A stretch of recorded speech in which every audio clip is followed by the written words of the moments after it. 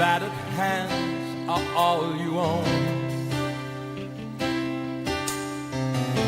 This broken heart that's turned to stone.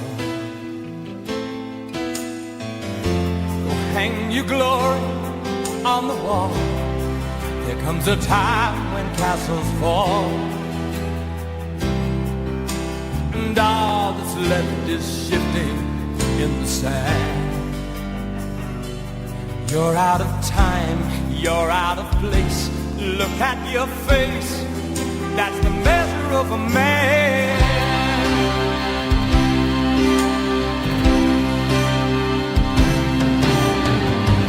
This coat that fits you like a glove,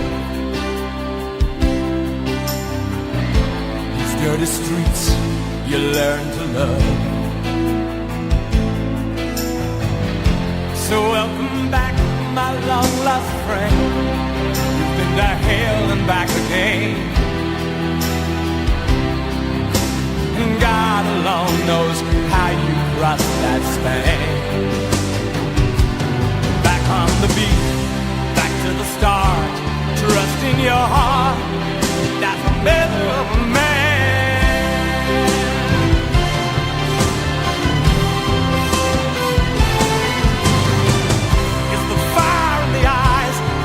On the hand, and the things you understand, hurt the ties from which you once ran.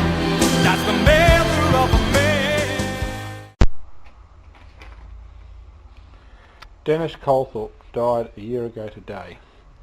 He lived 83 years and left a mark on this world in the people he touched and the things he accomplished. His war, like many others, was not marked with medals of valour, but nevertheless it took real courage to live. That courage took him throughout his life, and in the months before his death he lost none of it. He faced the end of his life in the same manner he faced life itself. When death came, it was swift, but I am sure his last breath was as brave as any. He had joked with his brother a few weeks before that a recent heart attack showed him there was just blackness after life, and while in no hurry, it did not scare him. Dennis was a youth when the war started, and his first action was off the beaches of Dunkirk, just shy of 16. There, as a naval representative on the tug Corona, he got his first taste of war at sea. The sound of dive bombers on movies still made him shudder. He was sunk and barely survived when he was 17. And his 18th birthday was spent at sea in PQ-17, a convoy to Russia made famous for the 60% casualties it suffered. Married before he was 19, he was a father before he was 21. He finished his war in Dover, minesweeping under the guns of the German army, who regularly shelled the town and the ships at sea. Air attacks were common, and in 1943 he took a hit in the back, barely missing his spine. In 1948 he paid off into civilian life, having spent over 5 years at war and never far from some form of action. He was a survivor. These are some of the stories I learnt later as I grew to know my father not just as Dad, but as a man and a friend. As a father, I remember he guided and nurtured me. He rarely chastised me, and if he ever realised he was wrong, he would apologise. I learnt that if you are confident and are willing to learn from your mistakes, that the word sorry holds little or no fear, and failure is simply another signpost showing the way. He showed me that service to your community and to the nation were not just idle talk. He drove ambulances on a voluntary basis to show that point. If I knew nothing of his war service, that episode alone would speak volumes of the man. When I joined the Navy, he put aside his fear that I may go in harm's way and let me steer my own course. Throughout my service, he would support and applaud me. Only when I became a father did I realise the courage that took. His pride in my service was evident when you walked into his home, for there was little of his own service but plenty of mine, and his service was in much more trying times.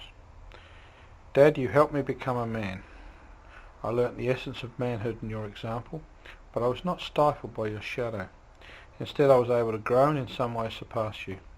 Thank you, my friend, and may this rose float out where your heart would have been had you had the choice. There are no roses on a sailor's grave, nor wreaths upon the stormy-tossed waves. No last post from the royal bands, so far away from their native land. No heartbroken words carved in the stone, just shipmates' bodies floating there alone. The only tribute are a seagull's sweeps, and the teardrops a loved one weeps. You come full circle, now you're home. Without the gold, without the chrome. And this is where you've always been. You had to lose so you could win.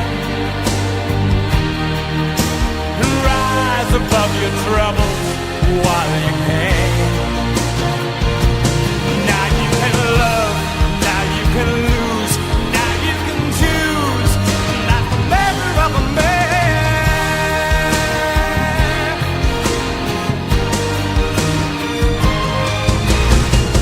It's the fire in the eyes, the lines on the hand. It's the things you understand, the perfect ties from which you once ran. That's the measure of a man.